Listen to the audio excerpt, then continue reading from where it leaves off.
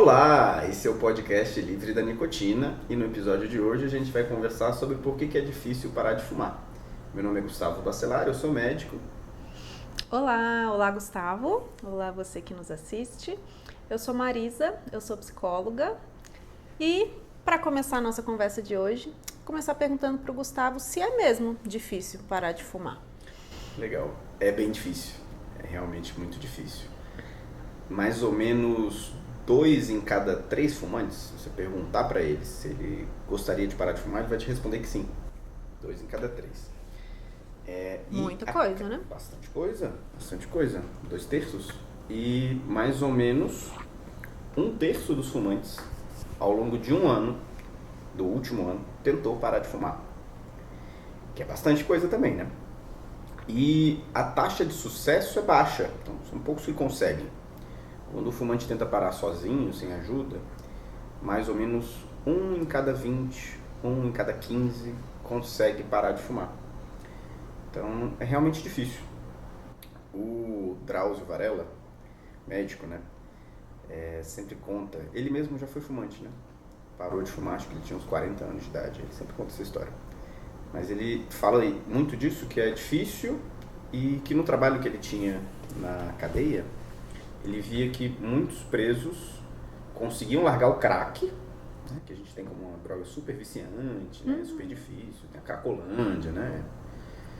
Mas que muitos presos conseguiam largar o crack, mas não conseguiam largar o cigarro. Então é difícil, é realmente difícil. Na residência eu passei pela prisão também, né? Atendi pacientes lá. E a gente realmente via que muitos continuavam fumando. Nas cadeias é até comum o cigarro virar moeda, né? Virar dinheiro. Então as pessoas trocam coisas pelo cigarro. Tanto é a importância que ele tem dentro da cadeia, né? Mas isso é um caso, né? O que a gente vê é que realmente as pessoas têm muita dificuldade de parar, né, no dia a dia. Uhum. E por quê, assim, né? Pelo que você está dizendo, parece que realmente é muito difícil, né? Interessante esse relato do Drauzio. Mas por quê? Tem a ver com o nosso funcionamento, tem a ver com pressão social. Por que é tão difícil se livrar e parar de usar a nicotina? Legal. Olha, acho que a gente tem vários motivos. O primeiro tem a ver com a dependência química, né? Dependência química, dependência física é a mesma coisa. E o que é isso? Quando a pessoa começa a fumar, uma parte dessas pessoas, mais ou menos 30%, 1 em cada 3, mais ou menos, vai desenvolver dependência. Então, das pessoas que provam, 1/3 se vicia. Muita gente, um número bem alto, né? Quando a gente vai comparar as drogas, é a droga que mais vicia. Não só pelas características do cigarro e da nicotina, também, mas porque também é uma droga muito acessível, muito barata, né? Você vai na padaria e consegue comprar. Tem várias coisas que contribuem para isso. Uma delas é a própria ação da nicotina. Um dos elementos que fazem a droga ser mais viciante é a quantidade de vezes que você usa e a rapidez que você tem o efeito da droga. E como ela é uma droga fumada, então a cada tragada que a pessoa dá, ela tem uma liberação de dopamina, que é uma substância que age no cérebro e dá sensações de recompensa, prazer, né? Prazer. Então, ao longo do desenvolvimento, né, a gente desenvolveu esse mecanismo de recompensa para reforçar certos comportamentos, né? Isso, na evolução, tinha valor, tinha benefício. Então, por exemplo, você sentir prazer quando tem fome e come. Isso reforça o comportamento de comer. Só que, no caso de algumas drogas, inclusive a nicotina, ela subverte esse mecanismo natural que a gente tem e sequestra esse mecanismo de prazer, né? Então, quando uma pessoa experimenta o cigarro, ela tem experiências prazerosas, né? Tem uma certa excitação, uma sensação de que ela se concentra mais, que ela está mais aguçada, dá um prazer, né? Um barato. E isso vai se transformando ao longo do tempo. Por quê? O corpo se adapta, né? Então, se a nicotina libera essa dopamina, você tem uma sensação de prazer. Aí, num novo momento, que você tem uma nova tragada, levanta os níveis de dopamina no cérebro, novamente você tem um reforço para aquele comportamento. E o corpo e o cérebro se adaptam à nicotina. E você vai desenvolvendo uma tolerância. Então, para cada estímulo, você vai tendo menos resposta. Então, a gente tem várias formas com que isso se desenvolve. Mas é como se o corpo se equilibrasse de uma outra forma para que a nicotina fosse tendo seu efeito menor. É uma adaptação mesmo. Adaptação não muito positiva. Porque o outro lado da adaptação, da tolerância, é a abstinência. Então, sempre que a gente estuda uma droga, se a pessoa está desenvolvendo tolerância, provavelmente ela também está desenvolvendo abstinência. E aí, o que é essa abstinência? E isso tem muito a ver com a dificuldade de parar de fumar. Se a pessoa tem dependência física e fica sem a nicotina, ela começa a se sentir mal. Ela vai começando a ter ansiedade, ficar mais irritada, com dificuldade de se concentrar. E aí ela fuma um cigarro e sente que esses sintomas melhoram. Como a gente estava conversando, normalmente a pessoa, quando começa a fumar, ela sente os prazeres. Mas muitas vezes, para o dependente, o que impulsiona o próximo cigarro é mandar Evitar embora, ali o evitar desprazer. o desprazer. Exatamente. E aí é como se a pessoa percebesse que ela já não consegue funcionar bem sem o cigarro. E essa síndrome de abstinência pode ser realmente muito dura, assim, muito sofrida, né?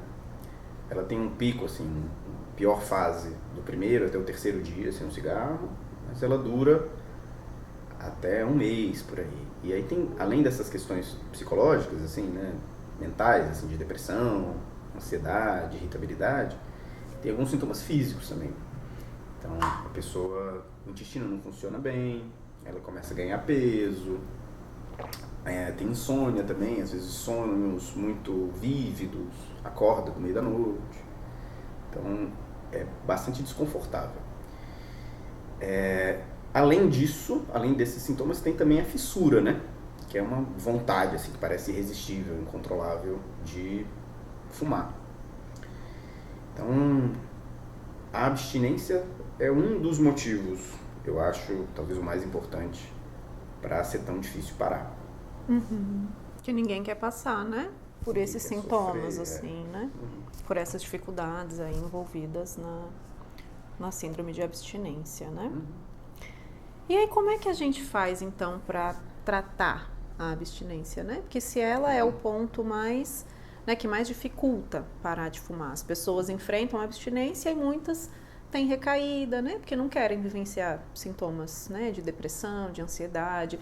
A abstinência, inclusive, pode interferir em casa, né? As pessoas ficam mais irritadas, então, nas relações, né, amorosas, com os filhos, no trabalho, tudo isso pode interferir, né? E muitas vezes a pessoa, para se livrar, para não ter que passar por isso, acaba retomando o uso do cigarro. Isso é muito comum, né?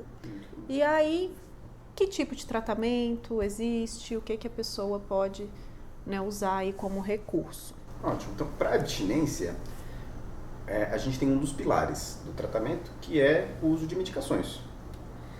Basicamente, o que as medicações fazem é diminuir os sintomas de abstinência e a fissura. A gente tem algumas opções de tratamento. A primeira delas seria a reposição da própria nicotina. Que é estranho, né? A pessoa tem dependência em nicotina e você oferece usar a própria substância, né? Só que é aquilo. A forma como o cigarro opera é de você ter vários reforços, né? Vários picos de nicotina ao longo do dia. E isso é muito prejudicial para a dependência. A gente tem outros tipos de dependência também, né? Por exemplo, tem dependência que está mais comum hoje com as próprias redes sociais, que você também fica tendo a cada picos de prazer ali, picos de né? prazer, exatamente. Então, a cada videozinho, a cada coisinha engraçada, você tem uma liberação de dopamina, que é um comportamento, não é nada químico que você está ingerindo, mas é isso, você não consegue se desligar daquilo também, né? Então, é uma outra forma de liberar a dopamina em picos. E quando a gente está fazendo reposição de nicotina, a gente não tem esses picos tão acentuados. Como o corpo está recebendo nicotina e os níveis estão mais altos, você não chega a perceber aqueles sintomas de abstinência, ou pelo menos eles são um pouco mais controlados. E aí você tem tanto um sucesso maior nas tentativas, então os melhores tratamentos, você tem até 3 vezes mais chance de sucesso usando remédios, por esse efeito que eles têm sobre a abstinência. E além da questão da nicotina, que tem os adesivos, tem as gomas de mascar, pastilhas, aqui no Brasil são esses, lá fora a gente tem outras opções até de reposição de nicotina, que você pode usar uma só, pode usar combinação entre eles. Então, por exemplo, usar um adesivo, o adesivo você coloca, ele vai liberando aos poucos a nicotina de uma forma mais estável, e pode ser que você use em associação com uma outra que tenha liberação mais rápida. É rápido, mas não é que nem o cigarro, né? O cigarro, a pessoa dá uma tragada em questão de segundos, 7 a 10 segundos. A nicotina já chegou no cérebro, você já sente o efeito da dopamina liberada. Quando é uma goma de mascar, uma pastilha, aí esse processo é mais lento, né? Mas além da nicotina, a gente tem outros remédios. Tem a bupropiona, que é um antidepressivo. Também diminui tanto a fissura quanto os sintomas de abstinência. E a gente tem a veraciclina também, que é uma medicação que vai agir diretamente sobre a nicotina. Ela é um agonista da nicotina, dessa classe de medicações. Então a gente tem algumas opções de remédios e basicamente eles servem nesse pilar, que é o controle dos sintomas de abstinência. E esses medicamentos têm que ser prescritos por um médico? Olha, você consegue comprar, a bupropiona não, que ela é de receita controlada. Os outros você conseguiria comprar sem receita. Não é o ideal. Bom, a gente tem alguns efeitos colaterais e alguns riscos relacionados ao uso de medicações. No caso que a gente mais usa, que é a reposição de nicotina, a gente precisa acertar a dose, sabe? Isso é uma grande questão. Não só a dose, como a necessidade ou não de combinação, a hora que você vai colocar. E se a gente erra a dose, você pode ter, por exemplo, você usou uma dose muito forte, você vai ter uns sintomas como se fosse de intoxicação, entendeu? Náusea, não conseguir dormir, ficar muito agitado, ter suores, coração acelerar. Então, tem essas questões. Se você usa uma dose muito baixa, você não controla os sintomas. Então, e também não basta você colocar, você tem que saber o tempo que você vai usar. Normalmente a gente tem uma programação de usar uma determinada dose por um tempo, depois diminuir. E isso vai variar muito de acordo com o perfil daquela pessoa. Esse tratamento deve ser personalizado, né? E acompanhado, para ver se a gente, quando vai avaliar um paciente, a gente tem uma proposta, né? De preferência baseada em evidências, né? Que tem uma boa chance da gente acertar. Mas cada pessoa é uma pessoa, né? E é possível que ao longo do processo a gente tenha que ajustar a dose, tenha que fazer modificações no que tinha sido proposto.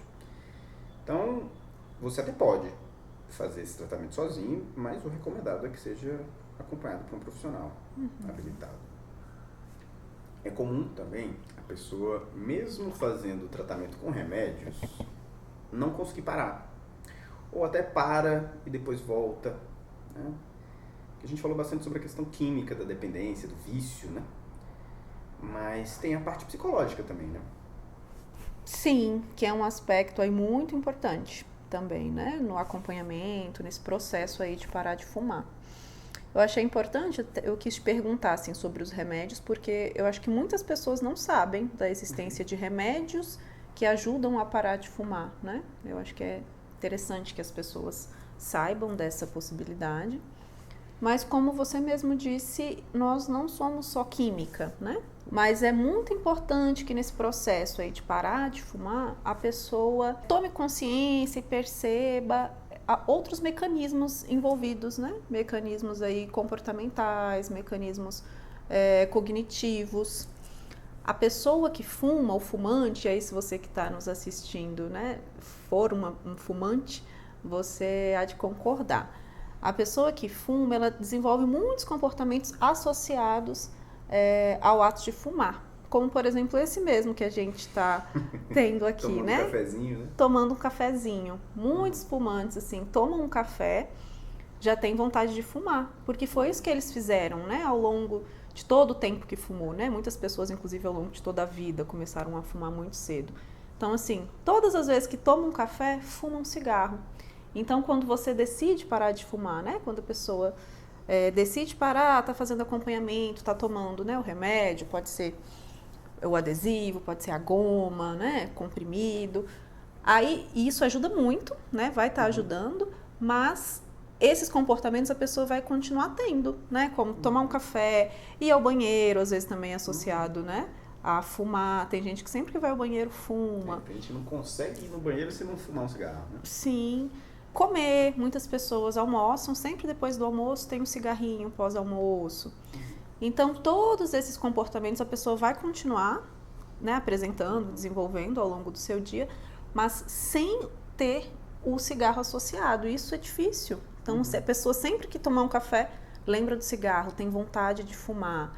Então, a pessoa entender esse funcionamento, né, que a gente chama de gatilho. Então, o café acaba se tornando um gatilho. A cerveja, então se a pessoa sai depois do trabalho com os colegas, vai tomar uma cerveja, já dá vontade de fumar. Então, a pessoa entender que esses gatilhos vão acontecer, vão estar presentes e desenvolver estratégias junto com um profissional, né, para lidar com eles, para manejar. O que a pessoa pode fazer, né? Sentiu a vontade quando tomou café, insere outro comportamento, né? Pensa em outra coisa. O que a pessoa pode fazer? Tudo isso pode ser dialogado, conversado com um profissional que vai estar acompanhando e, como você mesmo disse, né? Que é algo personalizado, não existe uma receita única, né? Muitas vezes a pessoa, como você disse, né? Mesmo usando medicamento, ela acaba tendo recaídas e voltando porque não consegue lidar com esses outros aspectos, né? Dos gatilhos, a questão comportamental e cognitiva associada ao ato de fumar. Muito legal que você falou dessa questão dos comportamentos e dos gatilhos, porque a gente aprende isso, né? Então, é como se a gente instalasse um programinha na cabeça e muitas vezes o fumante nem toma muita consciência daquele processo. Ele já pega ali no bolso, acendeu e aquilo é tão automático que é mais ou menos como a gente já tivesse isso no nosso subconsciente, sabe? Eu percebo assim, por exemplo, quando a gente vai aprender uma coisa nova, vai aprender a dirigir, nas primeiras vezes a gente tem que pensar muito naquele processo, né? Vou passar a primeira marcha para a segunda, então tenho que colocar o pé na embreagem, aí você vai pensando, poxa, foi o suficiente, aperta mais um pouquinho, agora eu puxo para cá, puxo para lá e tal. E aí todo esse processo ele é até mais lento, assim, menos fino, né? Porque a gente está aprendendo. Mas com a pessoa que já dirige há um tempo, ela troca de marcha sem pensar. Assim, o carro está fazendo tal coisa, eu já sei o movimento certinho. Automatizou ali, né? Automatizou, exatamente. Muito comum a relação com o cigarro ser assim. Também porque o cigarro é muito disponível, né?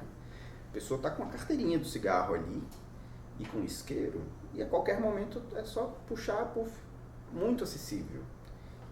Isso é uma facilidade para que isso se torne um comportamento tão aprendido, tão consolidado para aquela pessoa, né? E é interessante que para cada gatilho desses, inclusive, a gente tem uma estratégia de como lidar. Uma das coisas que acontecem também com o café é que o cigarro, e aí não é exatamente a nicotina, são outras substâncias. O cigarro tem milhares, né, de substâncias, algumas delas ativas no corpo. E aí tem algumas substâncias que fazem com que o efeito do café para o fumante seja mais reduzido. quando a pessoa para de fumar, ela pode até ter intoxicação. Se ela tiver esse hábito muito grande de tomar café, ela pode ter intoxicação se ela continuar tomando a mesma dose. Ficar mais ansiosa, não conseguir dormir e tal, por causa do café. E a pessoa acha que é abstinência, acha que é a falta do cigarro, na verdade foi o café. Então, é interessante que a gente tenha estratégias para isso também. Então, para uma pessoa que já tem um consumo mais significativo, é interessante a gente discutir também um pouco de redução de dose. Só que o café também dá síndrome de abstinência. E é interessante você traçar uma estratégia, porque você ter que enfrentar a abstinência de duas substâncias juntas não é muito legal. Então, parar totalmente o café não costuma ser a melhor estratégia. Você falou do caso da cerveja, ou da bebida, né? Esse é um gatilho também bem complicado, por vários motivos. Primeiro, porque quando a pessoa bebe, ela fica menos determinada assim, a seguir uma coisa de não fumar. O próprio álcool dá uma diluída, né? Assim, em algumas defesas, em algumas preocupações, exato. né? Então, isso é o primeiro problema. O outro é que chama muito, né? Então, a pessoa encheu o copo, ela já pega o cigarro na outra mão. Normalmente, são coisas muito associadas. Então, tem a coisa do condicionamento, né? E também, no ambiente do bar, normalmente você tem, sei lá, amigos que estão fumando, colegas. Então, tem Pessoa na mesa ao lado, né? né? Então, no caso da bebida, é uma estratégia que pode ser interessante você ficar um tempo sem beber.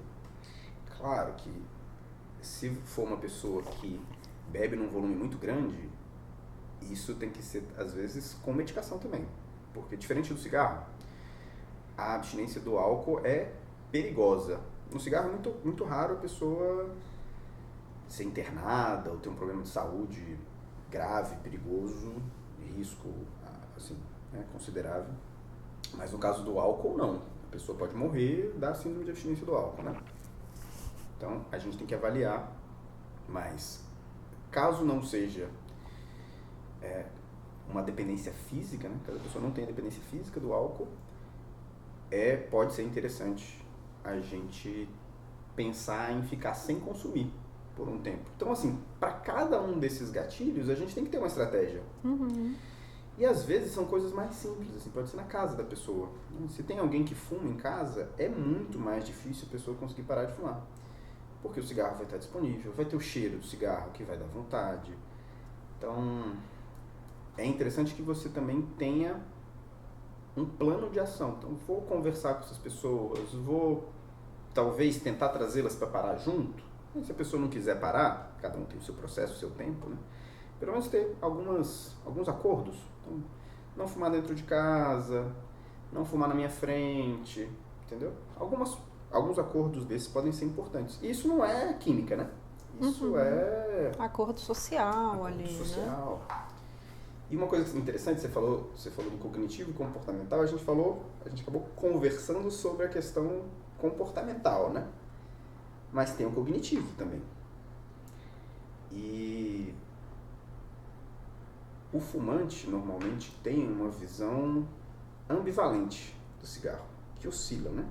Todo mundo sabe que cigarro faz mal, todo mundo, se você perguntar, sabe apontar, né?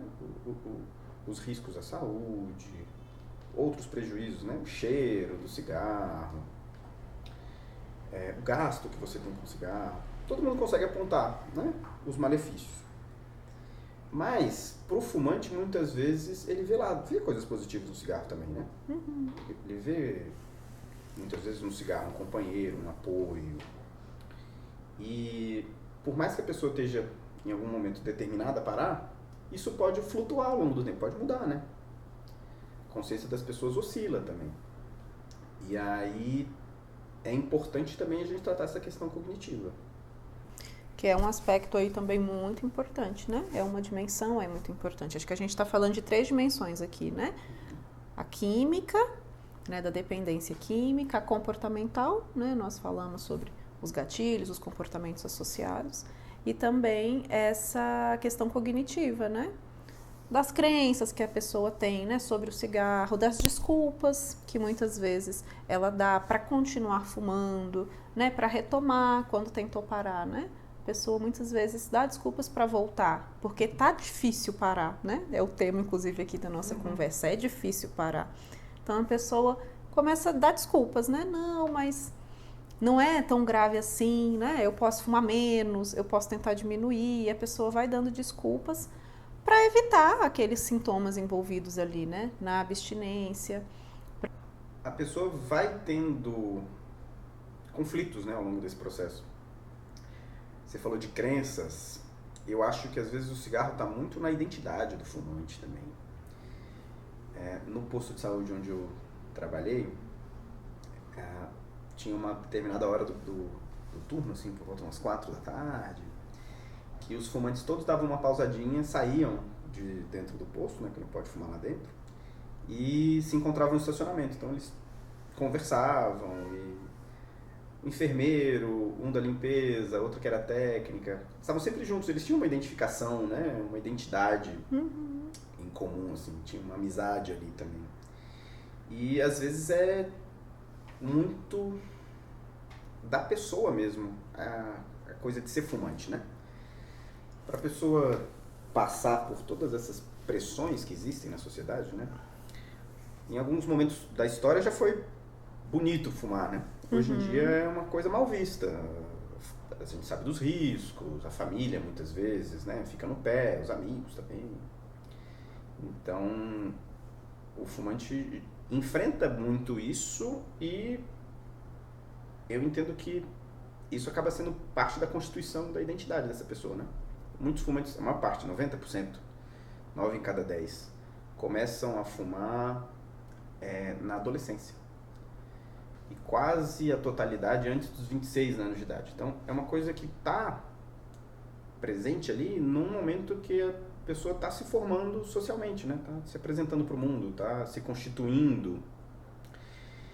E esse é um aspecto importante da gente lidar também, porque é uma perda que a pessoa tem do cigarro quando ela está parando. É um luto que ela tem que viver, de certa forma. É uma transformação nesse sentido também. E é difícil para a pessoa não só aceitar e assumir publicamente essa nova identidade, digamos assim, de ex-fumante ou de não fumante. E é difícil muitas vezes também porque ela tem que rediscutir algumas relações.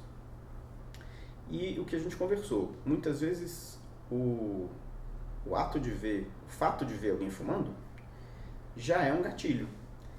Então, é interessante que a pessoa se distancie dos gatilhos. Muitas vezes, a melhor estratégia é se distanciar de algumas amizades, de algumas relações, pelo menos por um período.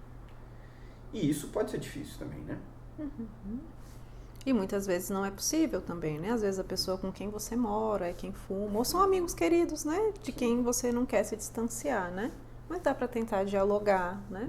Talvez não fumar perto, quando for fumar, se afastar, né? Acho que dá para pensar aí em estratégias que ajudem, né, a lidar com isso, assim. Isso. E para cada pessoa a gente vai ter uma estratégia diferente, né? Às vezes não dá, às vezes você ou é porque é em casa, ou é porque é no trabalho. Às vezes são situações que você não consegue se distanciar. Mas a gente tem que ter uma estratégia, né? É previsível que esses conflitos vão aparecer, essas questões, né? Quando você estava falando de identidade, né? Eu lembrei de uma paciente sua que você comentou recentemente, que ela foi descrever, né, como ela estava se sentindo, e ela disse que estava se sentindo desmilinguida, né? E aí traz muito disso, assim, né? Os sintomas que você falou no início, né? Que a gente conversou aqui, de sintomas mais depressivos, um humor rebaixado, né? Mais irritada, mas também isso de se sentir, parece, mais isolada ali, né? Dentro de relações, de pessoas que fumam, nas situações ali de festa, parece que está sempre, né, bebendo, fumando, aí de repente tira algo que fazia parte ali dela mesmo, né? Como ela se apresentava socialmente, sempre, né? Uma mulher ali de meia idade que estava sempre fumando, e agora isso foi retirado dela, assim. E essa descrição que ela traz de se sentir desmilinguida. Tem uma coisa muito comum que o fumante que está parando, está virando ex-fumante, e sente, que é uma sensação de vazio. Isso é uma das grandes queixas. Sentir que falta alguma coisa. E nesse hábito de fumar, o cigarro muitas vezes é o que preenche vazio, né? É o que não deixa você sentir tédio, é o que não te deixa se sentir sozinho. Ele é tipo um companheiro, né? Um companheiro bem destrutivo, né? Uma relação bem tóxica. Mas ele sente esse vazio, ele sente essa falta. E aí muitas vezes vem dúvidas, né? Questionamentos. Será que vale mesmo a pena? Será que não era melhor com o cigarro? Até a compreensão dessa própria paciente, assim, do que ela estava vivendo. Ela começou a achar que esse fato de estar se sentindo desmilinguida era efeito colateral do tratamento. Quando na verdade talvez fosse porque a dose do remédio estava baixa. E aí ela estava sentindo mais abstinência. Claro, o remédio ele está aí para controlar, ele normalmente não zera a abstinência, né? Ele ameniza. Alguns sintomas desses, de depressão, de sensação de vazio. Sensação de vazio é mais comum no fumante, mas é também um sintoma de depressão, né? Não vê muito sentido nas coisas, não tem muita energia para fazer nada. E aí você junta tudo isso com uma questão de luto, de falta, né? Do cigarro, que é visto muitas vezes como um companheiro. Aí é complicadinho, a gente tem que ter estratégias realmente, né? E uma das coisas que eu acho difícil é porque, assim, essa transformação parece boba, né? Assim, e, cara, é difícil pro fumante, porque as pessoas viram pra ele, você não tem força de vontade, você é uma pessoa que é fraca, você deveria parar. Mas muitas vezes também os recursos que a pessoa tem não são os melhores, sabe? Então, por exemplo, se você for buscar uma consulta médica, um psiquiatra, aqui em Brasília dificilmente você encontra uma consulta por menos de uns R$500, uma consulta. Muitos não fazem nem retorno. Se você tiver sorte, a consulta vai durar 1 hora. Além da questão da medicação, você teria que discutir, né, uma estratégia, o que fazer com cada um desses gatilhos e tudo. Muito difícil de você ter acesso, né? É caro, dispendioso, você vai ter que para cada encontro desses perder um turno. Grande parte da população não tem acesso, não tem né, a um acesso, psiquiatra particular ali, né? Além disso, tem, por exemplo, o posto de saúde. Eu já trabalhei. É um serviço muito importante, né? Muitas pessoas não têm acesso a outros equipamentos, outros serviços de saúde que não o SUS, né? Mas é difícil também. Você tem que entrar numa fila, muitas vezes no posto não está tendo medicação, não está tendo o próprio grupo. E assim, muitas pessoas também não gostam de grupo. É difícil você parar também, né, o trabalho, suas atividades, num horário que é sempre fixo ali, você não tem muita flexibilidade, né? Então, é difícil. Quando a gente começava um grupo no posto, isso é comum a qualquer posto, assim, é um fenômeno, né? Normalmente você começa com uma lista assim, de espera de umas 20 pessoas. No final dos encontros, do quarto encontro, você tem ali 3, 5 pessoas no máximo, um grupo bom, sabe? Porque é isso, as pessoas têm dificuldade de acompanhar, é um formato muito fechadinho. Apesar de ser um problema muito grande, a questão do hábito de fumar, né? É no mundo a maior causa de morte evitável. É um problema de saúde muito grande. Eu sinto que a gente não tem ainda um tratamento acessível de uma forma boa, assim, que dê conta de todas essas questões. E é sobre isso que eu tenho pensado, sabe? De oferecer um tratamento que seja tanto acessível quanto que dê conta desses pilares que a gente conversou. Não só da medicação, como também a questão dos comportamentos, dos condicionamentos, né? e do cognitivo, do motivacional, né? Então, acho que seria interessante que esse tratamento pudesse ser online. Você pega no celular ali, que a pessoa não precisasse se deslocar, não precisasse perder trabalho ou estudo, né? E que hoje não vejo disponível. Uma das grandes dificuldades de parar de fumar, acho que é isso também, não ter acesso aos recursos mais adequados, não estarem disponíveis esses recursos, sabe? Então, acho que isso também é uma grande questão. A gente comentou um pouquinho sobre as relações, né? Do fumante em casa, do fumante, né, no trabalho, com os amigos. E muitas vezes essas pessoas também fumam, né? Mas muitas vezes não fumam e gostariam que aquele, né, amigo, colega, parente parasse de fumar. Mas muitas vezes a abordagem que essas pessoas fazem é muito mais de um julgamento, né, de apontar, de criticar, de dizer, né, que a pessoa não está se esforçando. E isso muitas vezes mais atrapalha assim do que ajuda, né? As pessoas não se colocam tanto num lugar de suporte, de apoio, de compreensão, mas mais de julgar aquele fumante. Aí queria te perguntar assim, o que que você pensa, né, nesse processo todo? Vale a pena ficar enfatizando, falando para o fumante sobre os malefícios do cigarro? Que parece que é algo que todo mundo já sabe, assim, né? O que você pensa? Vale a pena enfatizar, falar, repetir os malefícios?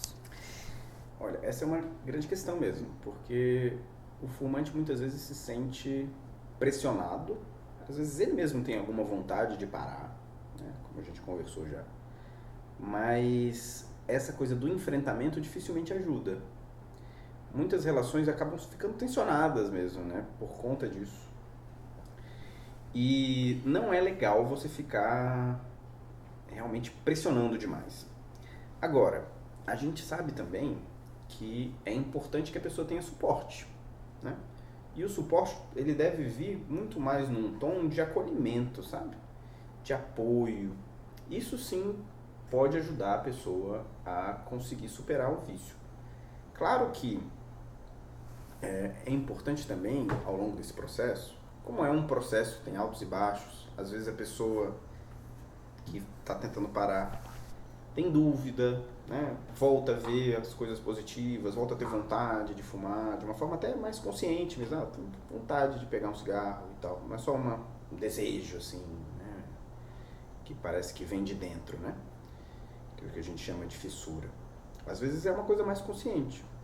E nesses casos é importante a gente retomar o centro, entendeu? É como se o cigarro às vezes fizesse tipo uma lavagem cerebral na cabeça da pessoa, né? E só que a gente não desfaz isso necessariamente pelo conflito. O conflito não costuma ser muito eficiente, né? De falar alto, de ter raiva, de brigar. O acolhimento, um diálogo tranquilo, amigável, costuma ser uma boa estratégia.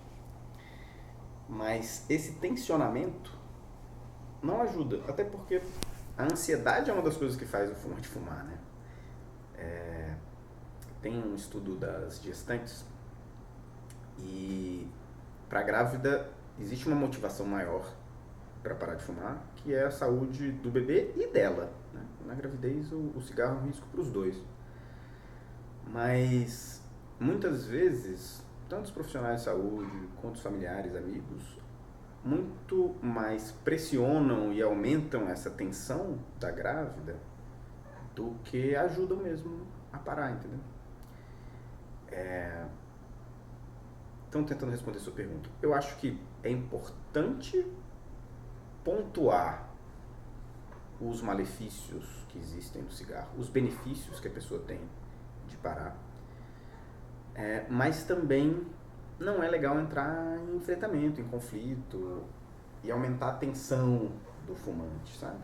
Porque isso só deixa ele mais propenso a voltar a fumar. Uhum.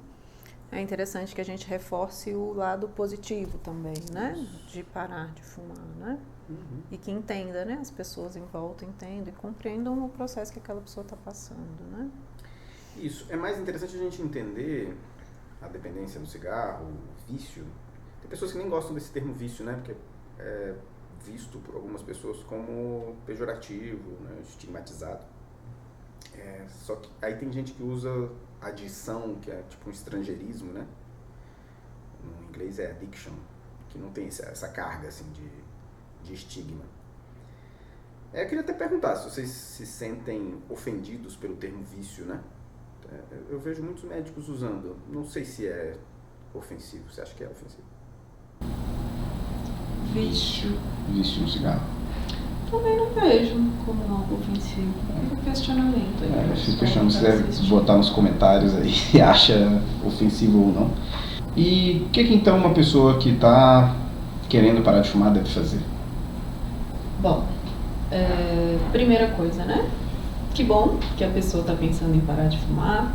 Espero que seja você aí que está assistindo a gente. Tanto, né, para a saúde física, mental, a saúde como um todo, para as relações sociais. Tem alguns estudos que mostram, né, que os fumantes às vezes têm mais dificuldade para conseguir emprego, para conseguir um relacionamento amoroso, né? O ser fumante pode dificultar alguns aspectos da vida, para além de todos os benefícios para a saúde. Então, muitas pessoas, por conta de tudo isso, né, muitos fumantes pensam em parar. Então, uma sugestão, né, uma indicação é que procure acompanhamento profissional de pessoas, né, que se debruçam sobre esse tema, sobre tudo isso que está envolvido, que a gente conversou aqui hoje, no ato, né, na busca de parar de fumar. Então é isso. Esse foi o episódio de hoje do podcast Livre da Nicotina. Até a próxima. Foi um prazer estar aqui com vocês, com você, Gustavo. Até a próxima.